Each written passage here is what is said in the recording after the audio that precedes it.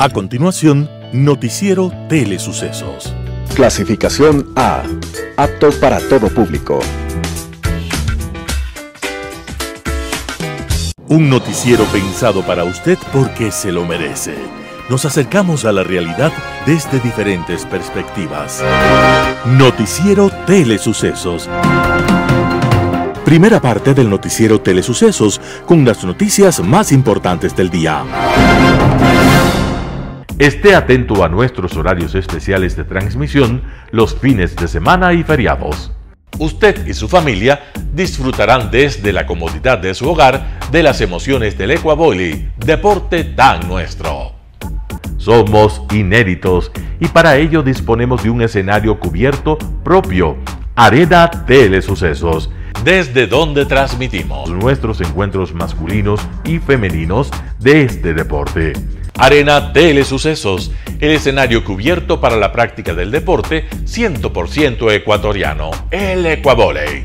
Telesucesos es un canal de televisión que incorpora a su programación manifestaciones culturales y deportivas que marcan la identidad de nuestro país. Consideramos que el ecuavóley es una manifestación deportiva con partida de nacimiento popular y nombre propio ecuatoriano. Telesucesos, el canal de televisión siempre inédito.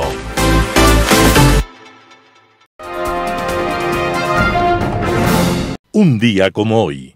Una mañana, un campesino escuchó relinchar un caballo cerca del nido de una gallina con polluelos. Esto le pareció sospechoso y corrió a denunciar el hecho como acto del demonio. Los inquisidores dictaminaron que aquello era brujería y llevaron al tribunal a la gallina, al caballo y los pollitos. Dicen las actas de aquel absurdo juicio que los animales se negaron a declarar y por eso fueron enviados todos a la hoguera, incluyendo a la dueña de las aves y del caballo. Parece mentira, pero hechos como estos se presentaron por millares en Europa y América. Durante la Inquisición, aquella actitud demencial veía herejes y brujas y demonios y pecadores en todas partes.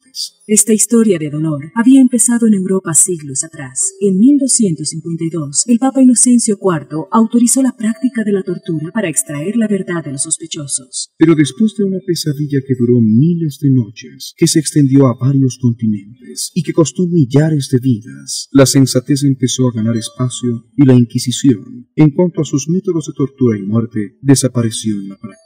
Finalmente, un día como hoy, 5 de enero de 1812, las Cortes de Cádiz en España abolieron la aplicación de la tortura para España y las colonias en América. Y aunque todavía existen miedos y lamentos por la forma de pensar, desde aquel día ya no abundan tanto. Las principales noticias del día. Titulares. Pedido de pena única hecho por Jorge Gras se resolverá el 12 de enero próximo.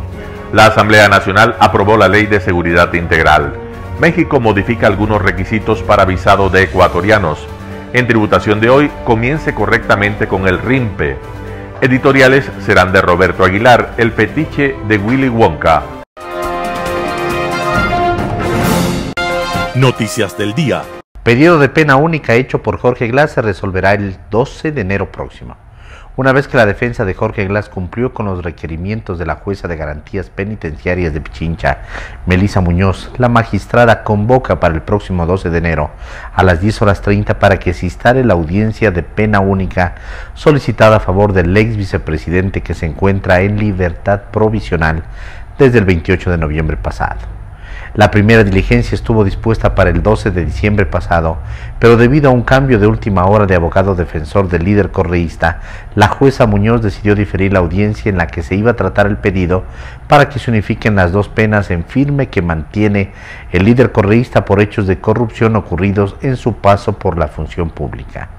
Las partes procesales convocadas deberán comparecer de manera presencial a una de las salas de audiencias de la Unidad Judicial Especializada de Garantías Penitenciarias en el 4º piso del Complejo Judicial Norte en Quito.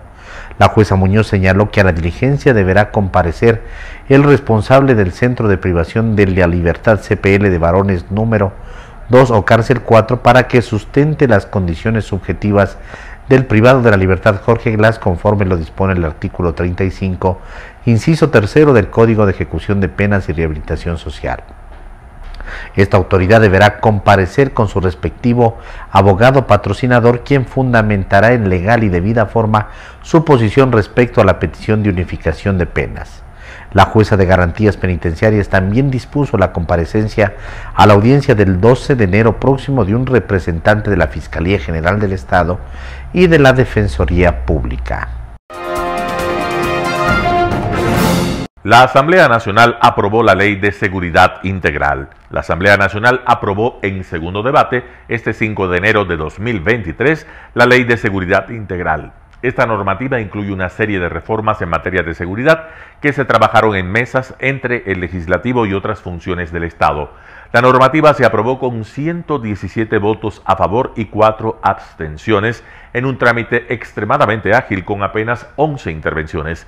El Pleno no optó por devolver el proyecto a la Comisión de Seguridad para que sistematice los aportes, sino ir directamente a la votación. La propuesta reforma 9 cuerpos legales e incluye parte de las propuestas enviadas por el Ejecutivo.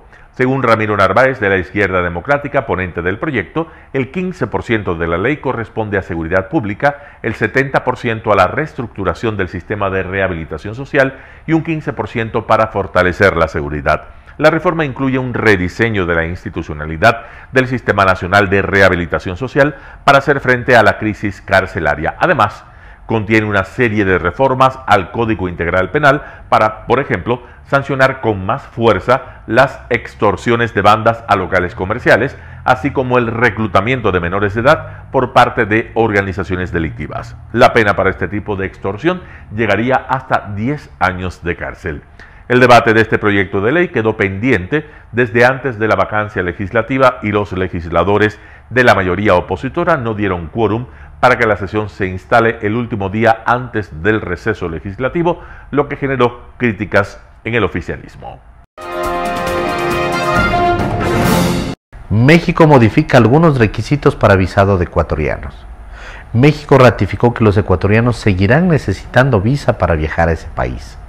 A mediados de diciembre, la Embajada de México en Ecuador habilitó alrededor de 4.500 citas en su página web para solicitar ese documento en enero, febrero y marzo del 2023.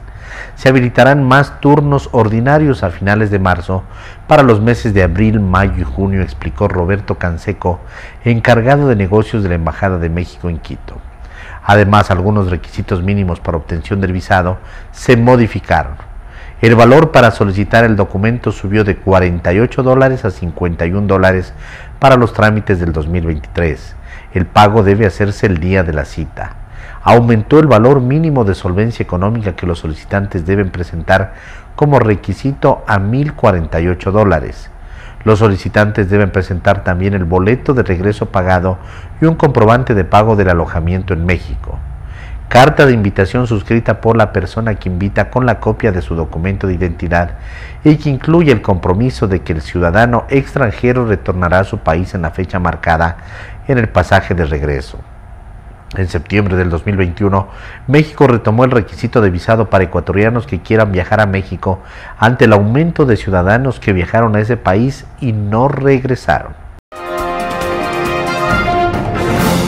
Entrevista del día. La mañana de este jueves en Radio Sucesos, Ana Changuín, viceministra de Gobernabilidad, habló acerca de la consulta popular y la ejecución de acuerdos con indígenas.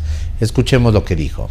Bueno, un mes exacto, como dice Verónica, para ir a las urnas y entre muchísimas otras cosas, contestar a 8 preguntas del gobierno.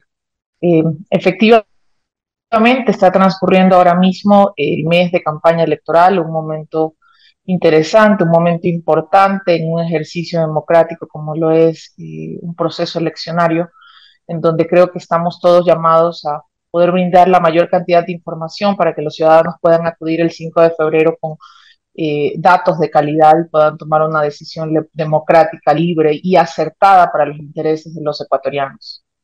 Ahora, ¿qué está haciendo? Porque ya la planificación me imagino que terminó. ¿Qué está haciendo el gobierno para lograr este 8 veces sí que necesita el gobierno para que su propuesta vaya adelante? La consulta ciudadana está integrada por 3 ejes temáticos muy importantes que nosotros desde el Gobierno Nacional estamos poniendo en valor, a decir sobre seguridad, sobre institucionalidad, sobre medio ambiente. Nuestro rol en este momento es informativo, tratamos de poner la mayor cantidad de datos para que los ciudadanos tengan sobre la mesa elementos y puedan analizar cada una de las temáticas que están contenidas en estas 8 preguntas. Aspiramos que los ciudadanos el 5 de febrero puedan tomar una decisión válida, una decisión responsable en pro de la seguridad, en pro de poder extraditar a narcotraficantes y líderes de cabecillas, en pro de poder tener una mejor fiscalía, profesionalizar la selección de los fiscales, tener instituciones más sólidas, retirando, por supuesto, funciones del hoy Consejo de Participación Ciudadana que nos da tanto de qué hablar, y también agregando algunas medidas medioambientales también para fortalecer el sistema hídrico en el país. Aspiramos que los ciudadanos puedan tomar y puedan decidir sin importar su bandera política, porque creo que esto ha sido una propuesta interesante que se ha hecho desde el gobierno, una batería de preguntas que no sale de una manga, que no sale de una varita, sino que proviene justamente de un proceso de alta participación ciudadana, de más de 220 organizaciones que participaron en toda la secuencia, en todo el trámite de elaboración de los textos, que luego se redujeron a 30, que luego fueron 10, y que ahora son 8 preguntas compactas a las que los ciudadanos van a tener que pronunciarse. Pero en el otro carril están sectores políticos con importante convocatoria en el país, como el correísmo, por ejemplo, que es voten no contra Lazo, voten no, díganle no al gobierno. Entonces son 2 cosas completamente diferentes, son 2 idiomas diferentes los que se están hablando sobre la campaña de la consulta. Sí, hemos hecho un llamado a elevar el debate. ¿Quién puede oponerse, por ejemplo, a extraditar, como lo dije hace un momento, a líderes de organizaciones del crimen organizado? ¿Quién puede, por ejemplo, oponerse a beneficiar a los beneficios integrales y transversales que trae la consulta? Milton, por ejemplo, acá si consideramos que en un país donde mejora la seguridad ciudadana, mejora y atrae la economía de manera proporcional. En un país ordenado, con instituciones transparentes, mejora la inversión. A eso precisamente debemos apuntar para que no se haga ese reduccionismo, que es un reduccionismo perverso, ¿no? Pensar que vamos a pronunciarnos o llamar a los ciudadanos a que se pronuncien por un afecto o un desafecto por quien propuso una idea y no sobre los grandes temas que están sobre la mesa. Sí es un llamado muy, muy sensible, muy responsable, también muy firme, de no insultar inclusive la inteligencia de los ecuatorianos, de no decir no por el no, sino poner las ideas sobre la mesa, dejar a un lado las banderas políticas, porque ahora se están preguntando temáticas nacionales y que no solamente van a beneficiar la gestión o herramientas, van a significar más herramientas para este gobierno, Milton, sino para gobiernos venideros. Los ciudadanos deben comprender y los llamamos justamente a revisar los anexos. Sé que es un ejercicio que puede ser un poco tedioso si cabe, pero es un ejercicio responsable revisar los anexos y a eso va esta pregunta. Cada una de las preguntas consta con un régimen particular de transición. ¿Qué quiere decir esto? En términos sencillos, son pasos que tendrán que darse luego del 5 de febrero, que aspiramos sea el día en que se hayan aprobado las 8 preguntas. En algunos casos, ¿cuáles van a ser efectivamente los instrumentos a través de los cuales estos cambios se materialicen? Porque si bien se realizan enmiendas concretas a la Constitución, van a tener que darse cambios, como usted lo dice. En el caso concreto del Consejo de Participación Ciudadana, hay algunos pasos y sí se ha determinado un periodo de transición porque simplemente no podríamos quedarnos sin las autoridades. Claro. Lo que sí se ha hecho es dar un enfoque en el marco del régimen de transición para que el Consejo se dedique a una de las facultades y a una de las funciones más importantes y a la que no ha dedicado ni $1 hasta este momento, que es el tema anticorrupción, generar procesos y canales anticorrupción. Esa va a ser la gran función del Consejo de Participación Ciudadana a partir del 5 de febrero, cuando las 8 preguntas ojalá sean aprobadas por la ciudadanía. También en Radio Sucesos, la mañana de este jueves, Blasco Peñarrera, director general de Market, habló sobre la labor que realizará para las elecciones de febrero del 2023. Escuchemos esta nota. ¿Cuál es su análisis respecto a lo que ocurrió en diciembre? Ya nos contará cómo cerró ese 2022 y bueno, cómo empezamos también este 2023. Realizamos o tomamos una encuesta entre los días 27 y 29 de octubre en las ciudades de Quito y Guayaquil. La muestra que tomamos fue de 760 casos y con ello obtuvimos resultados que tienen un nivel de confianza del 95% y un margen de error permisible de más o menos 2,8%. Siempre es importante y además estamos obligados por ley, ya que estamos dentro del proceso electoral, a dar la nota metodológica. ¿Qué es lo que buscamos nosotros con esta encuesta? A ver, por supuesto, ni beneficiar ni perjudicar a nadie, ¿no? Lo que buscamos fue realizar una última medición para ver básicamente en lo relacionado con las emociones, con las sensaciones, con los sentimientos, con los niveles de esperanza, cómo se encontraban, cómo nos encontramos, pues, en este caso, habitantes de Quito y Guayaquil. Yo he hecho otras encuestas y en los dos primeros rubros que voy a mencionar se repite mucho, ¿no? Primero, la percepción de cómo están las cosas en el país. Mire que es terriblemente penoso que únicamente el 2,67% menciona que las cosas están bien y digamos 2,3% bien, 0,3% excelente.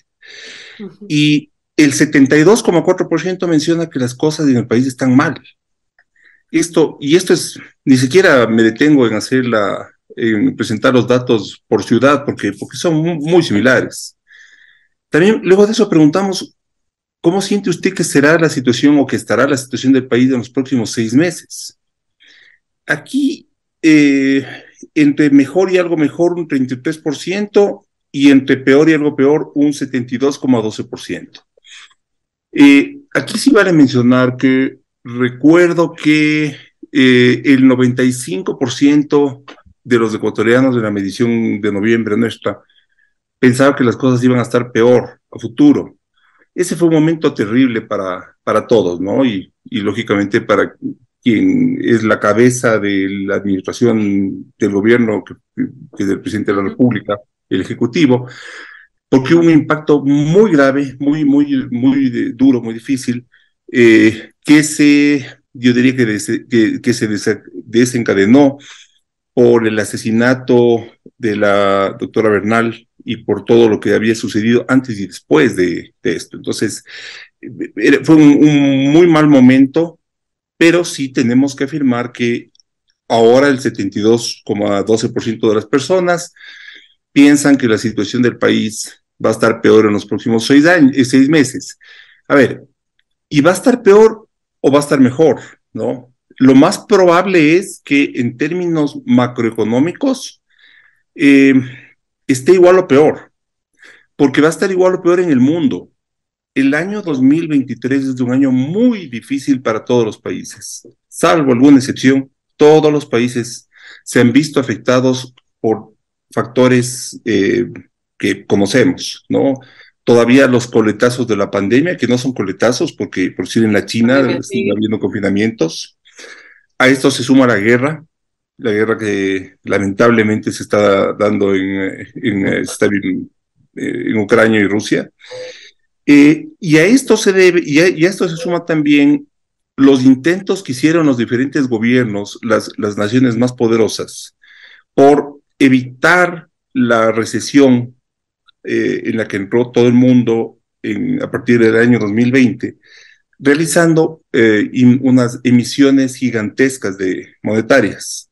Entonces vemos que Estados Unidos tiene cerca del 8% de inflación y que siguen subiendo las tasas de interés, pero que pero la inflación sigue ahí. Por lo tanto, es un año, estamos viviendo un ciclo económico súper complejo. Nosotros somos todos sabemos, pues nosotros tomamos el dólar como moneda y dependemos mucho, dependemos más que otros países, sí y no, esto de estar dolarizado ahora tiene sus pros y sus contras, pero para el mundo en general es en lo económico, en lo macroeconómico, complicado.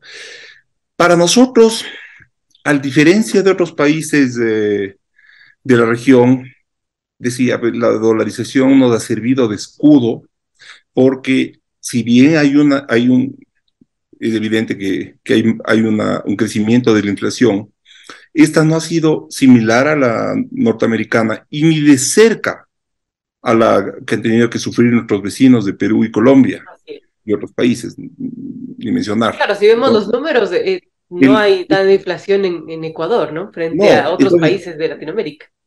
El poder adquisitivo que tenemos los ecuatorianos sigue manteniéndose similar al que teníamos, vamos a decir, hace un año. Sí han variado los precios de algunas cosas, indudablemente, pero no es algo que sea tan impactante como en Estados Unidos, o como en Colombia, o como en Perú. Entonces, y digamos, todo esto sucede, yo diría, pues como parte de una dinámica, ¿no? Del manejo, del resultado del manejo de la economía de los países grandes, industrializados, de las grandes economías, y nuestro país, pues por la bendición de tener la dolarización, y hay que reconocer por los esfuerzos del gobierno de mantener una política fiscal estable, diría yo, austera, si bien eso ha pasado una factura gravísima en el costo social, pero digamos, ahora es muy fácil criticar, ¿no? Yo, por decir, quien estuvo a cargo del manejo de la economía en la pandemia, realmente hay que hacerle un monumento, tanto al economista Verónica Artola como a Mauricio Pozo, pero principalmente a ella, porque finalmente el Ecuador llegó un momento en el que nos quedamos sin dólares. Entonces hemos vivido estos cortocircuitos, ¿no? En un trance muy corto, y estamos saliendo, pero estamos saliendo lentamente. Tenemos que pensar que vamos a salir y que los siguientes años van a ser mejores, pero hay que tener paciencia, no podemos desesperarnos, no sacamos nada con salir a marchar, a manifestar. Lo que hay que hacer es trabajar el doble. Vamos a revisar otra parte de la entrevista que se le hizo al doctor Rodrigo Espinosa Bermeo en el espacio Quito TV, hablando sobre su biografía. Estoy viendo aquí, por ejemplo, esta es la foto de una placa, dice: la Asociación de Empleados de la Casa Matriz del Banco Central del Ecuador rinde su más sincero homenaje al compañero Rodrigo Espinosa Bermeo, quien desde la función de gerente general alcanzó la autonomía del Banco Central del Ecuador y ha obtenido mejores conquistas en beneficio de la clase trabajadora del Instituto Emisor. Quito, 17 de agosto del 77. Esa es una plata que está en el actual edificio. En el edificio del Banco Central, ahí es la única placa. Es la única placa, y acá precisamente también hay una publicación, luego la van a ver ustedes: homenaje nacional al doctor Rodrigo Espinosa Bermeo. Este es, dice, en agosto quien desde la gerencia general del Banco Central, doctor, impulsó honesta y acertadamente la política monetaria y crediticio al servicio de todos los sectores productivos, ¿no? Este es miércoles 8 de agosto, ¿de qué año? Del 79. 79, esta es una publicación que salió en Diario El Comercio, y está la suma de... los personajes que están aquí, personajes, sí, ¿no? Es increíble. Está Galo Plaza, está Jaime del Castillo, está Rodrigo Borges, está Raúl Vaca, están muchísimos banqueros, la mayoría de los banqueros. El trabajo del Banco Central fue un trabajo muy interesante, en el sentido de que generamos una política monetaria que fue en favor de los pobres. Por primera vez se adoptaba un programa a favor de los menos favorecidos. El mejor programa que ha habido, que se llama Foderoma, que eran financiamiento de proyectos en beneficio de los grupos de ingreso máximo con $200 per cápita. Entonces, ese proyecto trabajamos conjuntamente con UNICEF y desarrollamos una metodología excelente para tratar de que no sea un programa paternalista, sino que venga de las necesidades de los que estaban participando, de quienes queríamos mejorarles, porque la idea era mejorar la calidad de vida de ellos, y la mejor forma de mejorar la calidad de vida de ellos haciendo lo que ellos consideraban es lo mejor para su bienestar. Entonces hicimos cosas realmente formidables. Así es. Vamos a ir viendo con usted, chequeando algunas fotos. mientras de lo que seguimos hablando de la trayectoria. Por ejemplo, esta foto, que la voy a poner aquí y usted la va a ver, ¿a qué corresponde? Esa es la foto del entierro de mi tío mayor, del hermano mayor de mi padre, César Aníbal Espinosa, un personaje fabuloso que, a pesar de ser conservador, fue vicerrector de la Universidad Central por muchísimos años. Entonces, conservador y en la Universidad Central, sí, en ese tiempo, ajá, sí, claro. El estadio de la Universidad Central se lleva el nombre de César Aníbal Espinosa. Él fue el hermano mayor de mi padre, fue también profesor de mi padre en el Colegio Mejía, ¿no? Yo recuerdo una anécdota que decía que mi padre había faltado a clase y que a la siguiente clase mi tío le preguntó, le hizo una lección y le dijo: ¿por qué faltaste? Dice: porque mi mamita estaba enferma. Papá era bien chusco. Muy bien, doctor. Aquí otra foto que vamos a ver, ¿no?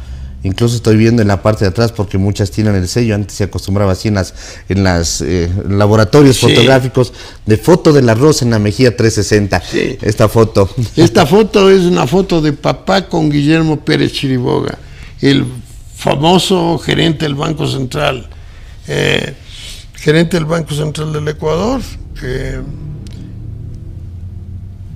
que fue formidable, una persona excelente, también yo diría un analista de política monetaria formidable, porque él fue formidable.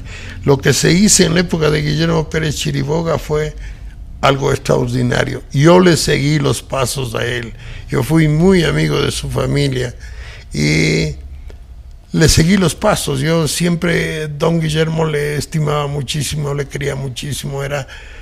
Miraba cómo caminaba desde su casa al Banco Central a pie todos los días. Era un personaje realmente muy valioso, y ahora tenemos una relación familiar. Un hijo mío es casado con una nieta de Guillermo Pérez Chiriboga. Ah, qué bien. Aquí tenemos otra foto donde usted mencionaba incluso personajes, pero quiero que usted la indique, la vamos a poner ahí, y luego la van a ver ustedes en grande, donde está, por ejemplo, Carlos Andrade Marín. Aquí está Carlos Andrade Marín, que fue compañero de mi padre. En esa foto está su padre. Sí, aquí está mi papá. Ya, es el primero desde la izquierda, ustedes la van a ver en la toma. Está mi papá. Entre las personas que conozco está aquí el doctor Andrés Córdoba, está Galo Plaza Lazo, está Humberto Vacas Gómez, está Jorge Fernández, está, y no les distingo mucho. Carlos Andrade Marín, ¿no? Sí, Carlos Andrade Marín, que fue alcalde de Quito. Papá fue secretario de Carlos Andrade Marín, también fue secretario de Galo Plaza, fue secretario de Jacinto Ajeón Camaño, fue secretario de Guillermo Pérez Chiriboga, de José Chiriboga Villagómez, de muchísimos. Papá estuvo en la alcaldía hasta que fue electo el macho Juanito, que en esa época fue la masa que subía al municipio, ¿no? Pero el maestro Juanito quería quedarse, que mi padre quede en el municipio, porque todos los años les reelegían, y él peleó para que a papá les reelijan. Y papá no se encontraba bien porque y papá salió del municipio y después fue nombrado concejal. Terminó siendo concejal del municipio, y claro, yo tengo mi pecho muy abierto, pensando siempre en el ejemplo que fue mi padre. Se le nota, doctor, el orgullo que tiene de su papá, la pasión con la que habla, habla de él, y el ejemplo que le dejó. Y también fue él que me llevó por primera vez al estadio del Ejido. Por ejemplo, me iba con mi papá. Papá era un aficionado también, yo muy aficionado. Como le decía, a los 14 años fui entrenador de un equipo de fútbol que después fue campeón de Pichincha. Y siempre he estado involucrado. Un gran amigo mío del colegio, César Pardo, que era futbolista. Yo era el representante del César Pardo, fue el primer representante. Tuvo un programa aquí, hacía un programa de La Noche es Nuestra con Pablo Montenegro. Sí. En sus últimos años incluso fue comentarista en Radio La Red, pues por supuesto César Pardo del Deportivo Quito. Mi gran amigo. ¿No? Gran amigo. Aquí hay otra foto que me parece que también está su padre. Aquí está el doctor Pedro Leopoldo Núñez, que fue uno de los fundadores del Banco Central, José Ricardo Chiriboya Villagómez, papá, está el ingeniero Rodríguez, bueno, no les conozco, es de una época, está Gonzalo Serrano también. Muy bien, otra foto aquí, la vamos a ver. Esto sí, es muy interesante para mí, es una de las fotos que yo más aprecio. Esto es una vez que yo salí de la universidad, obtuve una beca para estudiar en Londres, en el Lloyds and Bolsa, un banco muy tradicional que ellos dictaban un curso para gerentes, para gente que iba a ser gerente del banco en diversos países del mundo, ¿no? Yo estuve ahí con todos estos ingleses, suizos, alemanes, y resulta que yo recién venía graduado de economista. Entonces, cada viernes nos tomaban una prueba para estos que iban a ser gerentes, y da la casualidad que durante 6 meses yo me gané siempre el primer premio, porque claro, yo venía recién formadito de PhD en economía, entonces para mí era muy sencillo las partes que de economía hablaban, y por lo general para este tipo de funcionarios que habían tenido una carrera en el sector financiero, lo que les interesaba el banco para llegar a ser gerentes es que conozcan el entorno, que conozcan de economía.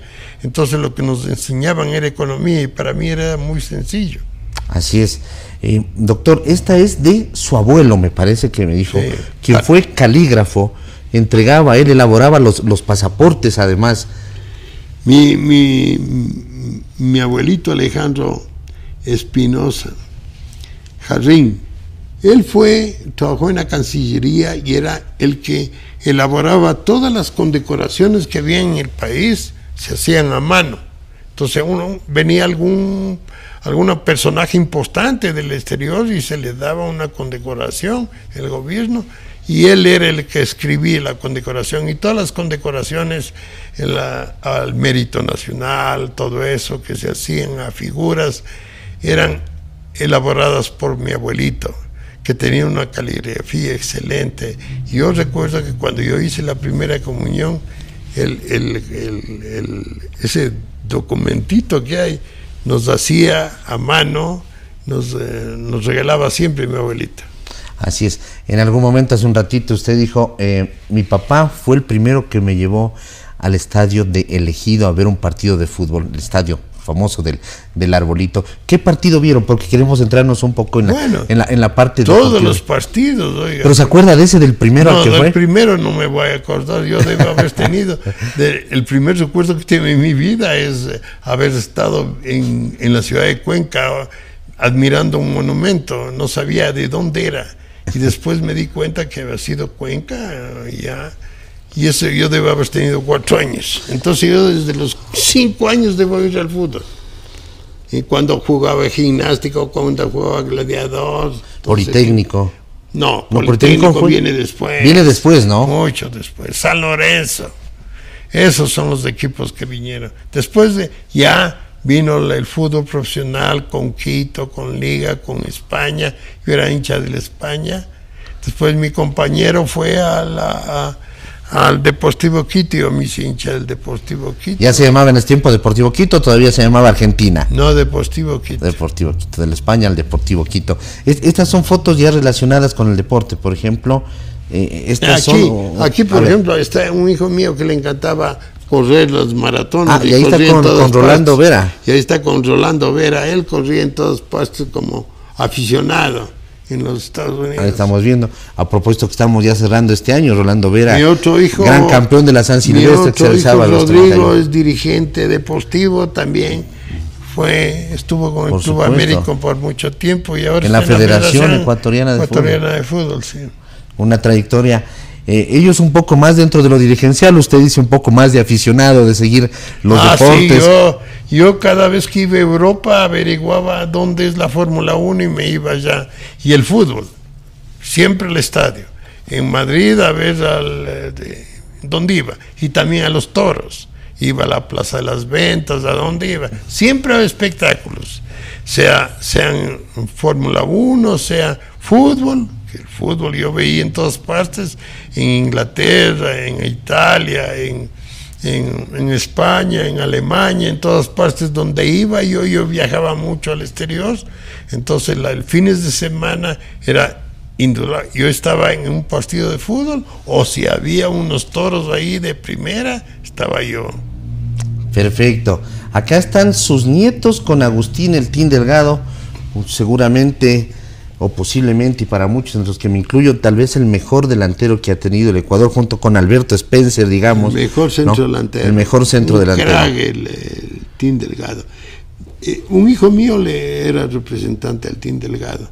Entonces, mis hijos siempre estaban vinculados mis nietos también vinculados al deporte por los padres.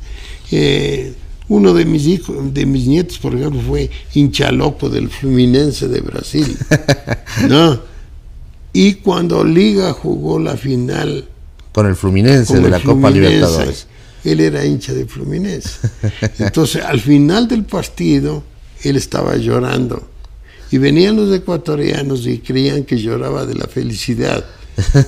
Y lloraba porque perdió Fluminense. Porque perdió el Fluminense. Nos estamos alargando en el tiempo porque creo que es justo debido a su trayectoria, doctor. Esto para el momento, posiblemente la edición lo hagamos en 2 programas, pero creo que es justo. A veces el cortar y dejar para otro día una segunda parte, se pierde el hilo y nos vamos a alargar un poquito, porque todavía falta algunas cosas de lo que es su trayectoria y como le repito y lo dije al principio, es un personaje de la ciudad, una persona calificada sobre todo. Aquí están con la camiseta del Deportivo Quito. Sí, son siempre mis hijos, todos son del Deportivo Quito. Todos son del Deportivo Quito. Del Deportivo Quito. Ahí están sus hijos, son mis hermanos, los menores, exceptuando Patricio, son del Deportivo Quito también, porque fueron amigos del César Pardo. César Pardo iba a mi casa todo el tiempo, yo iba a la casa de César, éramos como hermanos. Con César Pardo. Un panorama de noticias para su estatura intelectual.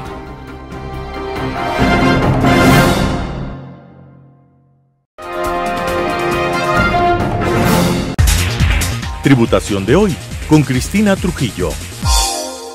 Soy su amiga Cristina Trujillo en su noticiero de Telesucesos de su programa Tributación de hoy. 2023, póngase pilas para arrancar correctamente con el régimen impositivo que le corresponde. Recuerde, para arrancar con el régimen RIMPE, usted tiene que analizar sus ingresos grabados, sus ingresos brutos grabados del ejercicio fiscal anterior, para que usted mire que si sus ingresos brutos grabados son inferiores a $300,000, usted debe arrancar con el régimen RIMPE. Y usted dentro de este régimen RIMPE tiene el régimen RIMPE emprendedor y régimen RIMPE negocio popular. De 0 a $20,000 es régimen RIMPE negocio popular.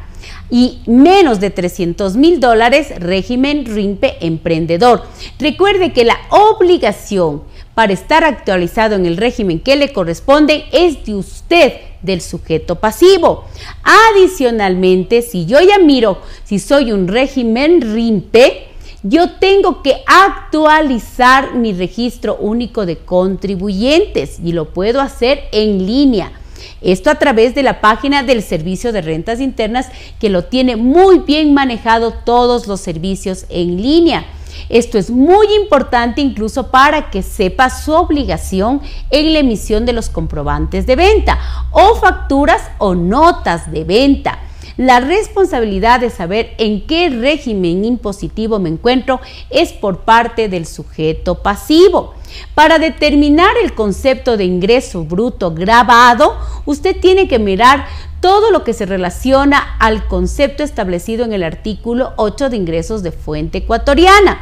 Es decir, considerar todos los ingresos que usted tuvo en el año pasado, en este caso 2022, hacer esta sumatoria, ver que no haya superado los $300,000 considerando descuentos y devoluciones y arrancar, mire que estamos arrancando este 2023 con el régimen impositivo que a usted le corresponda. Haga también de la mano su actualización al registro único de contribuyentes y también la emisión correcta de sus comprobantes de venta. Recuerde que el régimen RIMPE se basa en el concepto del ingreso bruto gravado y es importante también cumplir todas las formalidades y las normativas relacionadas con este régimen simplificado. Si usted no está dentro de esta normativa, pues le correspondería estar en un régimen general basado en el concepto del ingreso neto. Estamos a tiempo, estamos comenzando el periodo fiscal 2023 y hay que arrancar, como yo siempre digo, de manera adecuada, cumpliendo la normativa que nos corresponde a todos los sujetos pasivos, seamos personas naturales o seamos sociedades. La información es pública. La Autoridad de Control del Servicio de Rentas Internas tiene una página con mucha información. También existen los gremios profesionales que le pueden ayudar a capacitarse. Lo importante es que usted no cometa errores y que pueda realizar su actividad productiva de la mejor manera posible. El tema impositivo va de la mano. Quien tiene manejado correctamente sus impuestos también hace que la productividad sea manejada también en una forma adecuada y una forma de crecimiento. Recuerde, soy su amiga Cristina Trujillo y en este 2023 le voy a estar informando más temas de actualidad en el ámbito tributario, en el ámbito laboral, en el ámbito financiero, porque usted y yo tenemos que meterle muchas ganas y generar siempre esta capacitación continua y permanente. Nos volveremos a ver la próxima semana. Editorial. El fetiche de Willy Wonka, Roberto Aguilar, El Expreso. En la foto que eligió para el perfil de su cuenta de Twitter, se lo ve rodeado de trabajadores en medio de una obra con pinta de ingeniero de caminos. En otra toma, aparece metido entre los tractores, con el dedo índice extendido en ademán de dar indicaciones, las botas de caucho amarillo patito hasta las rodillas, por encima del pantalón, pero demasiado limpias como para creer que las lleve puestas por algo más que el figureteo puro y simple, quizá porque era 28 de diciembre y el señor asambleísta nos toma por pendejos, pero no. Hay algo auténtico en esas imágenes. El correísta Comps Córdoba, uno de los casos más avanzados de analfabetismo funcional de una asamblea llena de palurdos, un incapaz entre los incapaces, parece haberse dado cuenta de que un mejor servicio rinde a la nación cargando piedras en una carretilla que hablándolas en el pleno. Ojalá y así fuera y se callara. Después de un año de fiscalización permanente, dice el texto milagrosamente escrito por el asambleísta para acompañar las fotos, hoy, parcialmente a las 19:12, así lo escribió con punto y coma, se habilitó la variante emergente, o sea que estaba sumergida y ahora emerge, para vehículos 4x4, el suyo y el de los otros asambleístas, vía E45 Lago Agrio Quito, mañana compactarán la vía, o como compactasen, que es lo mismo, exigimos con mayúscula después de la coma, sirva para todo tipo de vehículos. Esta es la cita del asambleísta. Elegido para redactar las leyes de la República, que en eso consiste el trabajo de un asambleísta, Comps Córdoba parece no dar la menor importancia en su absoluta y manifiesta inutilidad para cumplir esa tarea. Por una simple razón, él cree, y así se lo hace creer también a sus electores, que su trabajo consiste en hacer obras para el pueblo. En que, si no, obras públicas, ¿entiende? El gran fetiche de una democracia, la ecuatoriana, desprovista de ciudadanía. Pregúntese a cualquier votante de a pie en cualquier rincón de la República qué espera de los políticos. 9 de cada 10 responderán que hagan obras. que las hagan aunque roben, como reza aquel famoso axioma devenido en piedra angular del sistema político nacional. El elector ecuatoriano aprecia más y premia mejor un hospital en medio de la nada que una política de salud justa y efectiva. La obra, mejor si está hecha de cemento, es algo concreto y tangible. Las políticas públicas, en cambio, son una abstracción incomprensible. En consecuencia, o los funcionarios del Estado son grandes filantrópicos y papás noeles, o no sirven para nada. Así piensa el ecuatoriano promedio, y así nos va. La expresión más acabada de este sistema de enajenación ciudadana es el organismo probablemente más estúpido de Occidente, la prefectura provincial. En una democracia de verdad, los habitantes de una provincia, departamento, estado o lo que fuere, eligen a la autoridad política de su jurisdicción. En Ecuador, en cambio, la autoridad política es impuesta a dedo por el gobierno de turno y el pueblo elige a un Willy Wonka cuya única función consiste en asumir competencias que le permitan recaudar dinero para gastar en cemento sin otro criterio que el de su reelección. La prefectura provincial, auténtica fábrica de chocolate de nuestra democracia, es la institucionalización de la demagogia, la oficialización del populismo como sistema único, la perpetuación de la minoría de edad ciudadana. Se supone que la democracia es un sistema político que exige una cierta educación y una cierta madurez de los ciudadanos. En Ecuador, la institucionalidad parece haber renunciado definitivamente a esa posibilidad. Nos prefieren niños y burros. Roberto Aguilar, El Expreso. Noticias internacionales. CES 2023, la mayor feria tecnológica del mundo, se centra en la sostenibilidad y los derechos. Este jueves 5 de enero abre CES 2023, la feria de tecnología más influyente del mundo en Las Vegas, Nevada. Las grandes compañías de tecnología y también las emergentes traen a esta cita desde televisores más brillantes, dispositivos inteligentes y robots enfocados en transportación y movilidad hasta auriculares de realidad virtual para el monitoreo de la salud. El evento no busca solo destacar la innovación, sino hacerlo con propósito. Tecnología sostenible para resolver los problemas más apremiantes de la humanidad. En esta ocasión hablamos con Ritukar Vijay, creador y cofundador de Autonomy, un robot diseñado para entregas a domicilio. Autonomy builds these autonomous delivery robots, and these robots are meant for delivering food, beverages and retail items to customers, at their doorsteps. So that's what these robots are doing. El robot será utilizado para entregas a domicilio y pueden ser diferentes tipos de productos de comercio electrónico, para comida, para bebida. The robot has 3D LiDAR and bunch of cameras all around it so that it can perceive the environment where it is navigating autonomously. El robot tiene varias cámaras alrededor que le permiten percibir el ambiente y poder moverse con comodidad sin chocar con nada y poder llegar a su destino. Le agradecemos muchísimo que haya compartido con nosotros y a ustedes, amigos, también muchísimas gracias por acompañarnos. Vamos a estar estos días ofreciendo diferentes reportes de todas las innovaciones, de todos los productos novedosos que se presentan en CES 2023. Muchísimas gracias. Lisandra Díaz, Voz de América. La embajada estadounidense en La Habana vuelve a tramitar visados migratorios. La embajada de Estados Unidos en La Habana vuelve a tramitar visados migratorios para los cubanos, 5 años después de su cierre por decisión de la administración Trump.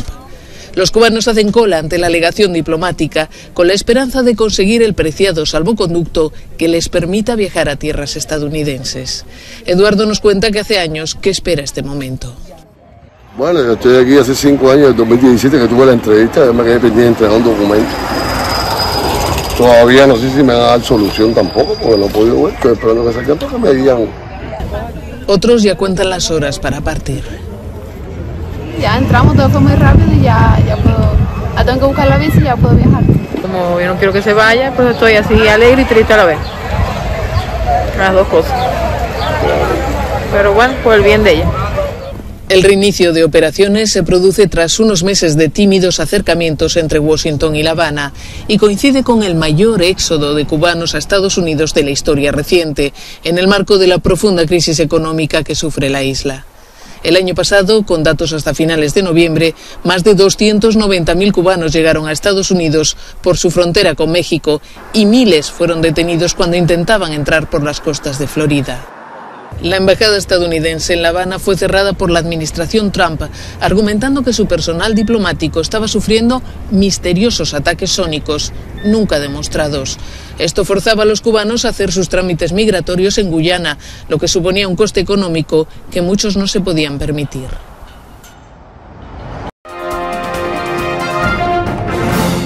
La Organización Mundial de la Salud lamenta las estadísticas chinas sobre el COVID no reflejan la realidad. La Organización Mundial de la Salud lamenta la definición demasiado restrictiva que tiene China de lo que es morir por COVID. La OMS sostiene que la actual forma de las autoridades chinas de contabilizar solo las muertes por enfermedades respiratorias ligadas al coronavirus no muestra, ni mucho menos, la situación que atraviesa el país asiático. Tedros Adhanom Ghebreyesus se mostraba firmemente crítico con el proceder de Pekín a lo largo de estos días. Seguimos pidiendo a China datos más rápidos, regulares y fiables sobre hospitalizaciones y muertes, así como una secuenciación vírica en tiempo real más completa, decía el director de la organización, que confesaba cómo está realmente preocupada por el actual panorama epidemiológico de COVID-19, con una transmisión intensa en varias partes del mundo y una variante recombinante que se propaga rápidamente. Desde que el gobierno de Xi Jinping decidiera relajar sus restricciones de la política cero COVID, China está experimentando una rápida propagación del virus.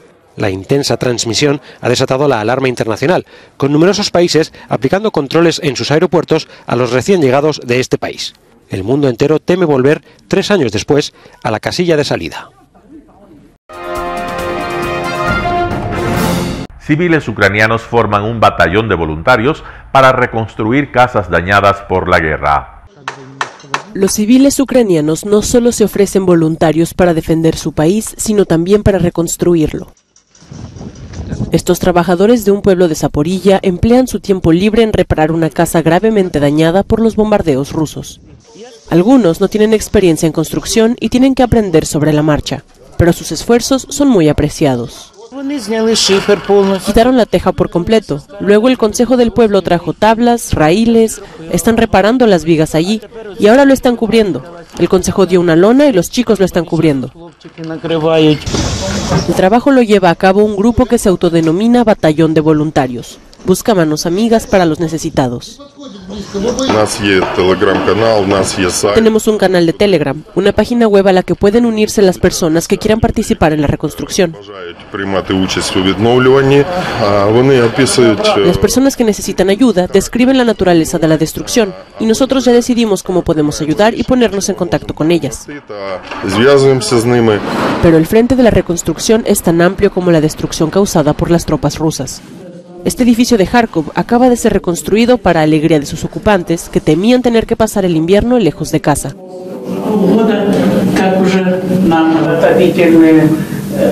Se instalaron tuberías de calefacción, de gas, de alcantarillado. Todo nuevo. Aquí antes no había nada. Imágenes como estas aportan un rayo de esperanza a la sufrida población ucraniana, aunque todo el mundo es consciente de que el grado de destrucción es tal que se tardarán años en reparar todo lo que ha quedado destruido en el país.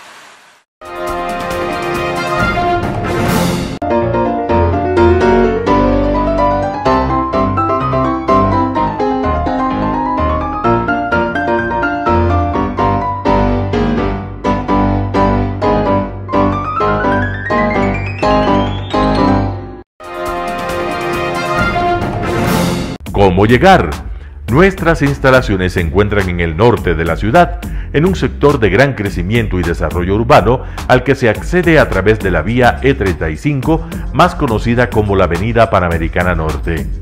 Desde el centro comercial El Portal, a 2 kilómetros a la derecha, se encuentra la calle García Moreno, antiguo camino a Llano Grande, una arteria en la que se desarrollan dinámicos comercios. Junto al centro comercial Ciudad Alegría, a 100 metros, hemos llegado a nuestras instalaciones, Arena Telesucesos, la cancha del Ecuavóley.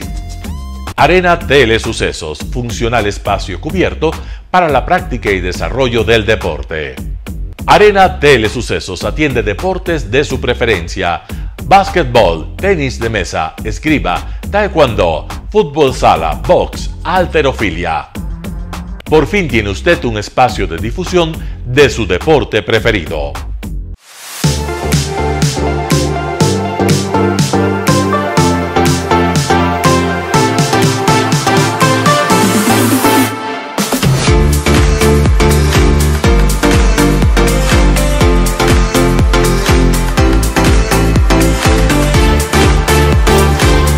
Telesucesos, el canal de televisión siempre inédito.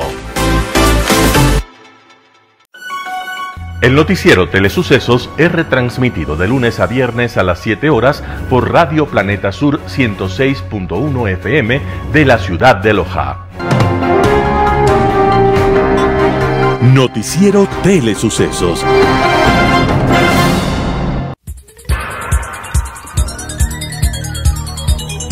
Las opiniones vertidas en este espacio por la producción y dirección del programa son de exclusiva responsabilidad de sus autores y de quienes intervienen en ellos.